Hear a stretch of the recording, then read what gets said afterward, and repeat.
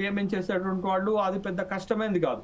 But ఇప్పుడు difficulties ఏంటి అనంటే పార్టీ బలం పెరిగింది కాబట్టి పోటీ పెరిగిన సందర్భంలో అధ్యక్ష పదవి చేపట్టడానికి సిద్ధపడుతున్న వాళ్ళు ఎక్కువ మంది అయ్యారు కాబట్టి పార్టీకి ఎంపిక చేయటంలో ఈ డైమెన్షన్స్ ఈ ఫ్యాక్టర్స్ అన్ని కూడా తీసుకొని ఎంపిక చేస్తుంది అనేటటువంటి విషయాన్ని మనం గమనించాలి.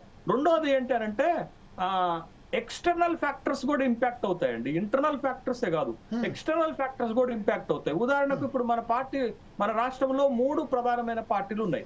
ఒకటి ప్రాంతీయ పార్టీ. ప్రాంతీయ పార్టీలో ఈ ఈక్వేషన్స్ కి అవకాశం లేదు, దాన్ని పక్కన పెడదాం. 2 జాతీయ పార్టీలు, 2 కేంద్రం అధికారంలో ఉంది, ఒకటి రాష్ట్రంలో అధికారంలో. శేష్ గారు ఒక చిన్నది, బీఆర్ఎస్ ను వాళ్ళు జాతీయ పార్టీగా చెప్పుకున్నారు. మనం ఇంకా దాన్ని ప్రాంతీయ పార్టీ అనాల్సిన అవసరం. ఎందుకంటే మనం ప్రాంతీయ పార్టీ అని చెప్పి అంటగట్టాల్సిన మీరు వాళ్ళు అనుకుంటే జాతీయ పార్టీ వాళ్ళు అనుకున్నారు కానీ అది బీఆర్ఎస్ ఎక్కడ కూడా ఎదగలేకపోయింది కదా. మార్చిండ్రు, తెలంగాణ పేరే తీసేసిండ్రు కదా. తెలంగాణ పేరే తీసేసినప్పుడు జాతీయ పార్టీ అనాలా? లేదు, 4 రాష్ట్రాల్లో 6% ఓట్లు రావాలి. అది అఫీషియల్ గా శేషన్ మీకు తెలియదు కాదు. నేను ఏమంటున్నానంటే టీఆర్ఎస్ హిమ్సెల్ఫ్ వాళ్ళు జాతీయ పార్టీ అనుకుంటారు. అవసరానికి వచ్చినప్పుడు ప్రాంతీయ పార్టీ ఈ గడ్డ బిడ్డలమని చెప్పుకుంటున్నారు. కానీ ఈ గడ్డను ఈ బిడ్డను తీసేసింది వాడు. నేను జాతీయ స్థాయిలోకి పోయినా అని చెప్పి ఇద్దరికే ప్రకటించి జాతీయ అధ్యక్షుడిగా కేసీఆర్ ను ప్రకటించుకున్నారు. ప్రాంతీయ అధ్యక్షుడిగా పేరే లేదు.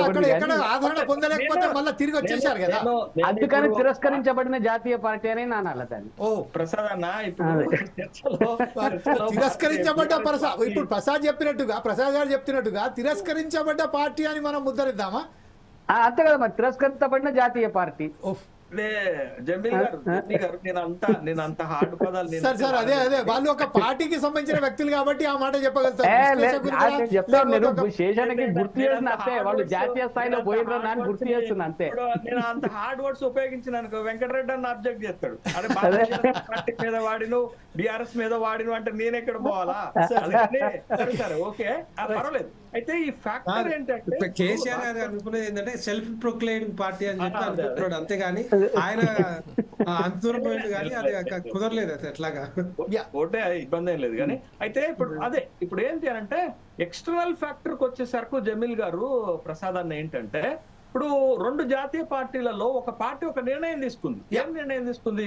తన రాష్ట్ర శాఖ అధ్యక్షుడిని బీసీలకు కేటాయించినప్పుడు అది ఆటోమేటిక్ గా that effect on the another national party.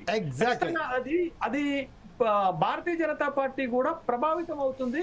Bharatiya Janata party తన నిర్ణయాన్ని చేపట్టేటప్పుడు కూడా కాంగ్రెస్ యాక్షన్ కి రియాక్షన్ ఉంటుంది. కాబట్టి కాంగ్రెస్ తన రాష్ట్ర అధ్యక్ష పదవికి బీసీని కేటాయించింది కాబట్టి ఆ ప్రభావం బీజేపీ పైన కూడా పడితే ఈ ఈక్వేషన్స్ లో భారతీయ జనతా పార్టీ కూడా ఒక కంపల్షన్ లో బీసీ అభ్యర్థికి లేకపోతే బీసీ సామాజిక వర్గాల నుంచి అధ్యక్ష పదవి ఇవ్వడానికి అవకాశం ఉంటది అనేది నా అభిప్రాయం.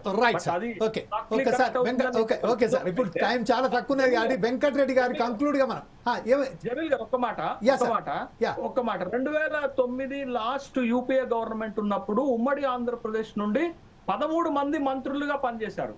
ఆంధ్రప్రదేశ్ నుండి 10 మంది, తెలంగాణ నుంచి 3 పనిచేశారు.